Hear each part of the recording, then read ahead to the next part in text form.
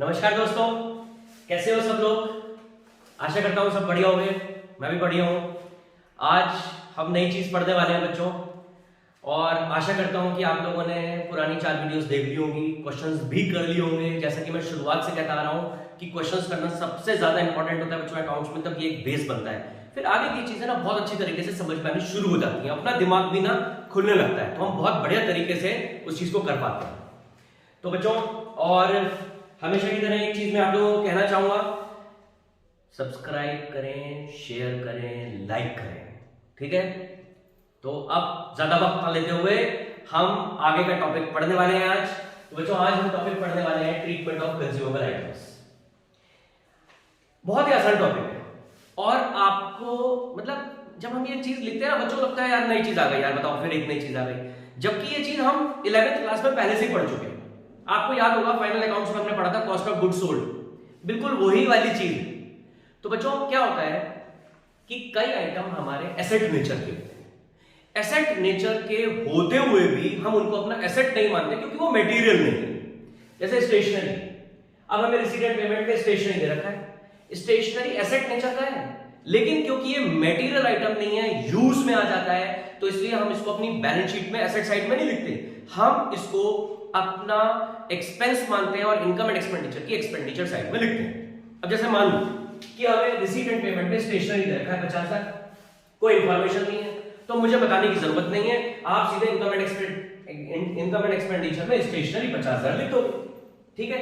लेकिन यदि इसका हमने स्टॉक मेंटेन करके रख रखा है, स्टॉक मेंटेन करके रख रखा है मतलब हमें पता है ड्यूरिंग द ईयर हमारी स्टेशनरी यूज होनी है, तो बार बार कौन स्टेशनरी खरीदता रहेगा ना, तो हमने क्या कर रखा है, इकट्ठा एक हम जो है पूरे साल भर का 6 महीने का, 8 महीने का, 12 महीने का पूरा हमने एक सामान खरीद लिया एक अंदाजे से कि भाई ये इतना टोटल सामान, अब उसमें से जो कुछ बच गया तो वो हमारा एसेट हो गया, है ना।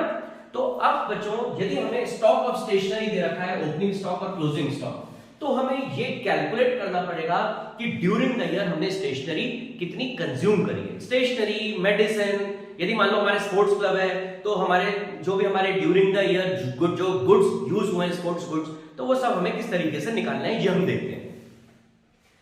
अब बच्चों हम यहां पर लिखेंगे स्टेशनरी कंज्यूम, जो हमने इनकम एंड एक्सपेंडिचर में दिखाया। इसके अंदर हमने लिखा ओपनिंग स्टॉक 15,000, ये हमारी नेट परचेजेस है जो हमारी रिसीट एंड पेमेंट पे दे रखी है ड्यूरिंग द ईयर जो हमने खरीदी। तो अब आप खुद सोचो, यदि मैं आपसे बोलूं कि भाई पिछली साल हमारा स्टेशनरी का स्टॉक 15,000 था, ठीक, अब हमने 50,000 का और खरीद लिया। अब यदि मैं आपसे सीधा सा सवाल करूं क्लोजिंग स्टॉक कितना होना चाहिए, आप जवाब दोगे सर हमारा क्लोजिंग स्टॉक ऑफ स्टेशनरी 65,000 होना चाहिए, क्योंकि पिछले साल 15,000 का, 50,000 की हमने और खरीद ली, 65,000, कोई इस पे डाउट ही नहीं है। लेकिन यदि मैं आपसे बोलूं कि सिर्फ लास्ट में जो हमारा स्टॉक बचा है स्टेशनरी का वो 10,000 बचा है, बाकी कहां गया, इसका मतलब बाकी ड्यूरिंग द ईयर यूज में आ गया, और जो ड्यूरिंग द ईयर यूज में आया वो हमारा खर्चा है, उसी को हमें दिखाना है। तो हम इसको दो तरीके से दिखा सकते हैं बच्चों। कैसे, हमने इनकम एंड एक्सपेंडिचर में दिखा दिया stationery consume, opening stock of stationery हमने लिख दिया 15,000, जो हमारी नेट परचेजेस थी 50,000 वो हमने लिख दी, और हमने क्लोजिंग स्टॉक माइनस कर दिया। तो जो चीज आपने ओरली कैलकुलेट कर ली वही चीज हमें शो कर दी है ना, हर चीज को हमें शो करना होता है अकाउंट्स में, तो ये हमने इसको शो करके दिखा दिया। इसी चीज को हम डायरेक्ट भी लिख सकते थे, स्टेशनरी कंज्यूम 55,000, और ये चीज हम वर्किंग नोट्स में भी दिखा सकते थे, ये भी काम हम कर सकते हैं, बस हमें यहां पर लिख देंगे ब्रैकेट में वर्किंग नोट 1, वर्किंग नोट 2, तो एग्जामिनर को पता चल जाएगा कि इस बच्चे ने इसकी डिटेल वर्किंग नोट्स में दिखा रखी है, तो हम वर्किंग नोट्स में दिखा देंगे। तो आपकी इच्छा है, आप इसी के अंदर दिखाना चाहो आप इसके अंदर भी दिखा सकते हो, आप चाहो इसको वर्किंग नोट्स में दिखाना वर्किंग नोट्स में भी दिखा सकते हो। अब बच्चों बैलेंस शीट भी हम बनाते हैं, पिछले साल की बैलेंस शीट भी और इस साल की बैलेंस शीट भी। अगले वीडियो में बच्चों मैं आप लोगों को एक क्वेश्चन कराऊंगा जिसमें हम जो अब तक सारी चीजें पढ़ चुके हैं, या फिर उसके अगले वीडियो में देख लेंगे, एक हमारा फंड बेस्ड अकाउंटिंग है, अगले वीडियो में हम वो पढ़ लेंगे, और फिर एक क्वेश्चन हम कर लेंगे जिसमें लगभग सारी चीजें आ जाए और किस तरीके से तीनों चीजों को एक साथ कैसे बनाए जिससे कि हमारा टाइम बचे, वो भी मैं आप लोगों को सिखाऊंगा। तो बच्चों स्टेशनरी का ओपनिंग स्टॉक पिछले साल की बैलेंस शीट में एसेट साइड चला जाएगा, और closing stock closing balance sheet में एसेट साइड में चला जाएगा, ठीक। तो बच्चों भी हमने देखा कि किस तरीके से हमने कंज्यूमेबल आइटम्स को इनकम एंड एक्सपेंडिचर के अंदर शो करा। तो हमने उसके अंदर बहुत अच्छी तरीके से देख लिया कि जो हमने उसके अंदर फॉर्मूला निकाला था, फॉर्मूला क्या है तो हमने पिछले साल ही पढ़ लिया था, कॉस्ट ऑफ गुड्स कंज्यूम, है ना, opening stock plus net purchases minus closing stock.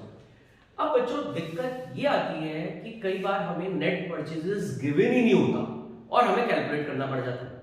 अब वो हम किस तरीके से कैलकुलेट करते हैं ये हम देखेंगे। वैसे ये चीज हम पिछले साल ही पढ़ चुके थे अकाउंट्स फ्रॉम इनकम्प्लीट रिकॉर्ड्स में, है ना। असल में क्या होता है, कई बार जब मैं पिछले साल बोलता हूं ना, कई बच्चे टेंशन में आते हैं, ये पिछले साल की क्या बात कर रहे हैं सर, अभी की बात याद नहीं है, पिछले साल की बात कर रहे हो। तो कोई बात नहीं, आपको मैं आप लोगों को बताता हूं, बहुत सिंपल सी चीज है, कोई मुश्किल चीज नहीं है। तो बच्चों नेट परचेजेस के अंदर हमने देखा था जो हमारी क्रेडिट परचेजेस है और जो हमारी कैश परचेजेस है, इन दोनों को हम प्लस कर देते हैं, है ना, और परचेज रिटर्न है तो हम लेस कर देते हैं। तो बच्चों कैश परचेजेस तो हमारी रिसीट एंड पेमेंट की पेमेंट साइड में मिल जाएंगी बड़े आराम से, कोई टेंशन नहीं। लेकिन ये जो क्रेडिट परचेजेस हैं ये हमें किस तरीके से निकालनी है, क्रेडिटर अकाउंट बना के भी निकाल सकते हैं या फिर हम ऐड और लेस सिंपल तरीके से भी दिखा सकते हैं, जैसे हमने सब्सक्रिप्शन में देखा था। अब जरा इसको एक बार देख लेते हैं और समझ लेते हैं। जैसे कि अभी हमने देखा कि हमें अमाउंट पेड फॉर स्टेशनरी दे रखा है। अब ये तो हम ऑलरेडी हम पढ़ चुके हैं, पिछले साल हमने एडवांस दिया था इस साल के लिए, है ना, कब दिया था एडवांस, पिछले साल, लेकिन कब के लिए, इस साल के लिए, तो वो हमने प्लस कर देंगे एडवांस एट द बिगिनिंग। इस साल एडवांस दिया अगले साल के लिए, वो हम माइनस कर देंगे, ये हम पहले ही पढ़ चुके हैं, है ना। क्लोजिंग क्रेडिटर प्लस हो जाएंगे, ओपनिंग क्रेडिटर माइनस हो जाएंगे। अब बच्चों यहां पर ना बच्चे थोड़े से टेंशन में आ जाते हैं, सर ये ओपनिंग क्रेडिटर क्यों माइनस कर रहे हो और क्लोजिंग क्रेडिटर क्यों प्लस कर रहे हो। देखो मैं एक सिंपल सी बात बता रहा हूं। अच्छा एक बात बताओ, यदि मैं ये कहूं कि हमने क्रेडिटर को 1 लाख रुपए पेमेंट कर दी, किसको पेमेंट करी, क्रेडिटर को। अब बताओ क्रेडिटर कौन है, क्रेडिटर वो होते हैं जिनको हमें पैसा देना होता है। अच्छा क्यों देना होता है, पैसा क्यों देना है भाई क्रेडिटर को, क्योंकि उनसे सामान खरीदा है, सीधी सी बात है।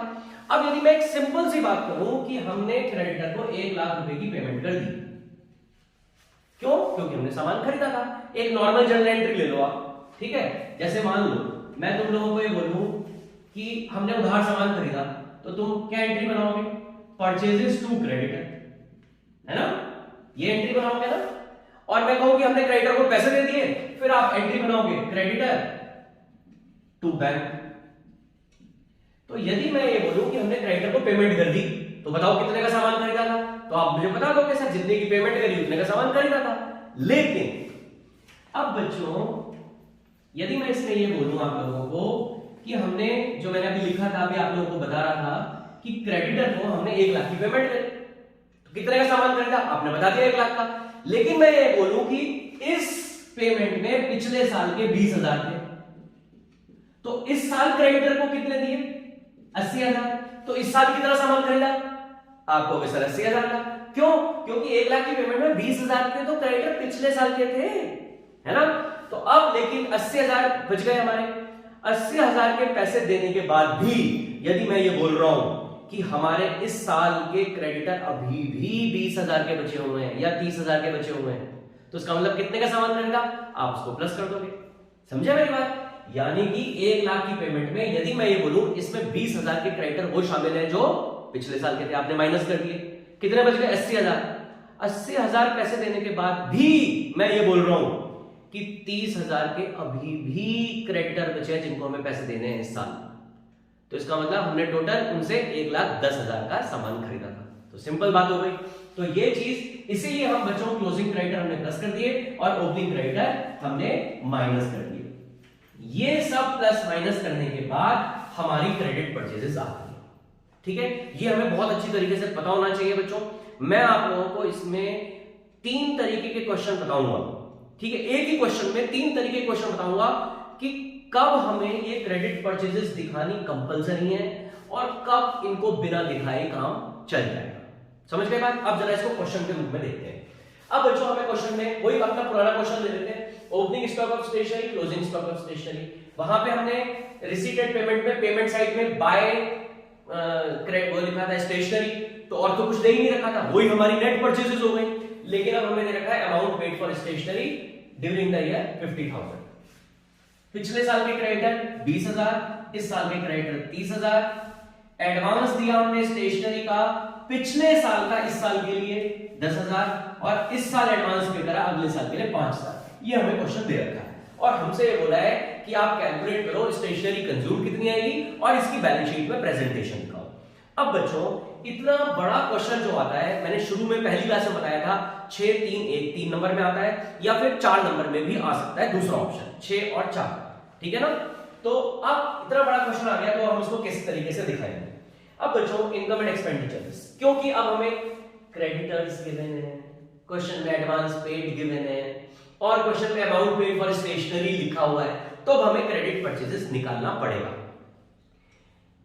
कब नहीं निकालना पड़ेगा ये भी मैं बता दूंगा। इसी क्वेश्चन के वो हम 3 तरीके से करेंगे, ठीक है बच्चों। अब बच्चों हमें स्टेशनरी कंज्यूम निकालनी है। अमाउंट पेड फॉर स्टेशनरी को हमने बेस ले लिया 50,000। आपको अभी भी मैंने बताया पिछले साल का एडवांस दिया था इस साल के लिए, आपको पता ही है, हमने प्लस कर दिया। इस साल एडवांस दिया अगले साल के लिए, अगले साल का है इसलिए हमने वो माइनस कर दिया। अभी भी मैंने बताया आप लोगों को क्लोजिंग क्रेडिटर हमने प्लस कर दिए और पिछले साल के क्रेडिटर जो हमने इस साल पे करे वो हमने माइनस कर दिए और हमारे आ गए क्रेडिट परचेजेस 65,000। ये हमें पता होना चाहिए। लेकिन अब ये हमारी क्रेडिट परचेज आ गई, कैश परचेज हम ऐड कर देंगे। पूरे क्वेश्चन में कहीं कैश परचेज नहीं दे रखी, यदि हमें कैश परचेज दे रखी होती वो हम प्लस कर देते।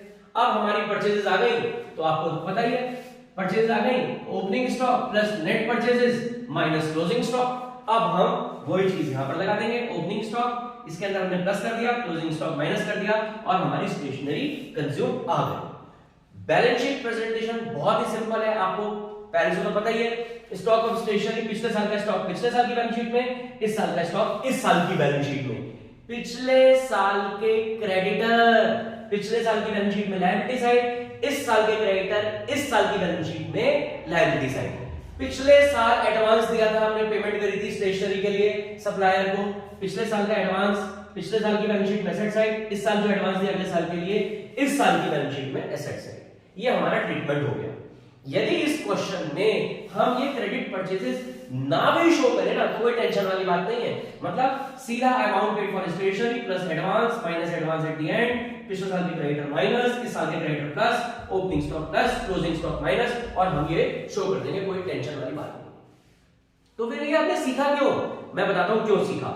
यदि क्वेश्चन घुमा हुआ आ गया तो हमें ये बात अच्छी तरीके से पता होनी चाहिए। लेकिन उससे पहले अब बच्चों, अब आप लोगों को क्वेश्चन ध्यान से पढ़ना है। ये आपने सीख लिया, आप ये मत समझना जबरदस्ती सिखा दिया, ये हमें पता होना चाहिए। क्योंकि यदि क्वेश्चन घुमा हुआ आ गया और आपको ये वाली बात पता नहीं है तो पता चला पूरा क्वेश्चन गड़बड़ कर जाओगे।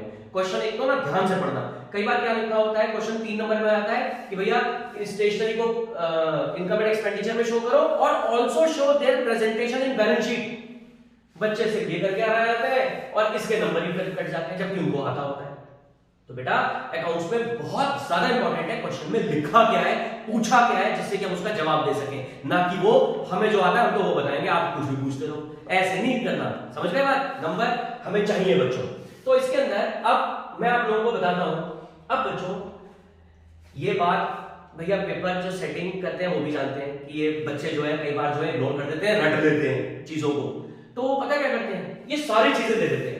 यहां पे अमाउंट पेड फॉर स्टेशनरी की जगह पता क्या लिख देते हैं, वो लिख देते हैं कि stationery purchased during the year 65,000 या credit purchases of stationery during the year, ये लिख देते हैं 65,000। और ये सारी चीजें दी होती हैं। यानी कि यदि अमाउंट पेड फॉर स्टेशनरी बच्चों ये दे रखा है हमें, इसकी जगह यदि क्वेश्चन सब चीजें दे रखी हैं, इसकी जगह दे दिया credit purchases of stationery during the year 65,000।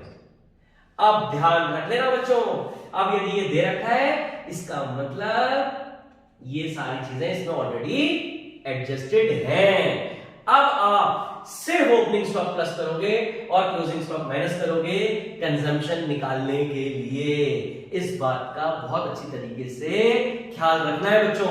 Balance sheet में जो प्रेजेंटेशन है वो तो हमारी जैसी थी वैसी ही रहेगी, उसमें तो कोई चेंज नहीं आएगा। बस इस बात का ध्यान रखना है कि क्वेश्चन चेंज कर दिया अब इन्होंने, वो ये देखना चाहते हैं कि बच्चे को इसका कंसेप्ट क्लियर है या नहीं।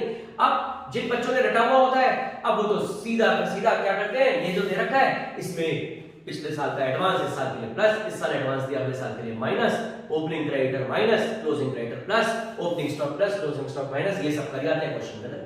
कुछ नहीं मिलना, कुछ भी नहीं मिलना, ठीक है। बहुत ही मतलब दयालु किस्म का एग्जामिनर हुआ वैसे तो, तब ना इसमें आधा नंबर शायद मिल जाए, वरना इसमें कुछ नहीं मिलना, आप ये समझ लो 0 नंबर मिलते। तो बेटा आप लोगों को ध्यान रखना है, ठीक है। तो अभी मैंने आप लोगों को बताया था सबसे पहली बार जब ये समझाया था कि इसमें यदि आप ये 65,000 ना भी निकालो तो भी कोई प्रॉब्लम नहीं है, लेकिन आपको इसका कंसेप्ट पता होना चाहिए। दूसरी बात में इसका कंसेप्ट हमारे काम में आया। अब तीसरी बात, मैंने 3 चीजें बोली थी, 2 चीजें मैं आपको बता चुका हूं। तीसरी बात कब हमें ये निकालना ही पड़ेगा, कंपलसरी निकालना ही पड़ेगा, उसके बिना हमारा काम नहीं चल सकता। कब? अब देखो क्वेश्चन में सब कुछ ये है, अमाउंट पेड फॉर स्टेशनरी वगैरह सब कुछ, जो चीज दे रखी है ये दे रखी है। इन्होंने एक चीज और ऐड कर दी। क्या ऐड कर दी? यहीं पर मैं लिख देता हूं, ठीक है। यहां लिख देते हैं बच्चों, थोड़ा सा हमारे पास जगह कम पड़ गई, लेकिन कोई बात नहीं, फिर भी है। यहां पे इन्होंने ये पूरा क्वेश्चन एज इट इज है, यहां पे लिख दिया cash purchases of stationery were ₹25% of total purchases. अब यदि आपको क्रेडिट परचेजेस निकालना नहीं आता होगा ना, अब आप क्वेश्चन नहीं सॉल्व कर पाओगे, क्योंकि क्वेश्चन में क्या लिखा है, हमारी कैश परचेजेस टोटल परचेजेस का 25% है। हमें तो कुछ पता ही नहीं है परचेजेस के बारे में, हमें तो पता है हमने कितने पैसे दिए स्टेशनरी के ड्यूरिंग द ईयर। अब बच्चे इसी को यदि परचेजेस मान लेंगे तो क्वेश्चन गड़बड़ हो जाएगा, सब खत्म। अब हम क्या करेंगे, सारी इंफॉर्मेशन ये है, बस एक इंफॉर्मेशन और ऐड हो गई। अब आपको ये बात पता है, क्या बात पता है बच्चों, यहां लिख रहा हूं मैं कि total purchases is equal to cash plus credit purchases. अब आपने क्रेडिट परचेजेस तो निकाल ली, कंपलसरी है निकालना 65,000। अब आपके पास क्रेडिट परचेज आ गई 65,000। क्वेश्चन में लिखा है कैश परचेजेस टोटल परचेजेस का 25% है, ठीक है जी, कोई बात नहीं, 25% है किसका, टोटल परचेज का। तो टोटल परचेज हो गई x, कैश परचेज हो गई 25% ऑफ x। अब आपके पास टोटल परचेजेस आ गई। अब आपके पास टोटल परचेज आ गई, क्रेडिट परचेज तो आप लिख ही चुके हो, टोटल परचेज आ गई, तो जाहिर सी बात है टोटल परचेज का 25% निकाल लो, या टोटल परचेज को इसमें से माइनस कर दो, कैश परचेज आ जाएगी। अब आप यहां कैश परचेज लिख देना, opening stock plus closing stock minus. तो ये जो तीसरी बात है, इसमें आपको क्रेडिट परचेजेस निकालनी कंपलसरी आनी चाहिए। अब यदि आपने ये यहां नहीं निकाली तो अब आप क्वेश्चन सॉल्व नहीं कर पाओगे, वैसे कर दोगे तो क्वेश्चन गड़बड़ हो जाएगा। बैलेंस शीट की प्रेजेंटेशन में कोई टेंशन नहीं। तो बच्चों ये हमारा कंज्यूमेबल आइटम्स का ट्रीटमेंट था, वही अब आपको क्वेश्चंस करने हैं इसके लगातार, जो शॉर्ट क्वेश्चंस हैं सारे कर डालना बच्चों। अब बड़े क्वेश्चंस भी काफी सारे आप कर लोगे, जिसमें ये सारा हमारा ट्रीटमेंट है। अब हमारा एक फंड बेस अकाउंटिंग वाला चीज बची है, फंड बेस वाले अकाउंटिंग को पढ़ने के बाद हम एक क्वेश्चन ऐसा कर लेंगे जिसमें ऑलमोस्ट सारी चीजें आ जाएं सारी, ठीक है। और उसके बाद आपको मैं बताऊंगा कि तीनों चीजें एक साथ कैसे बनाएं, ठीक है ना। तो बच्चों आज की सभा यही समाप्त करते हैं, अगली क्लास में हम मिलेंगे।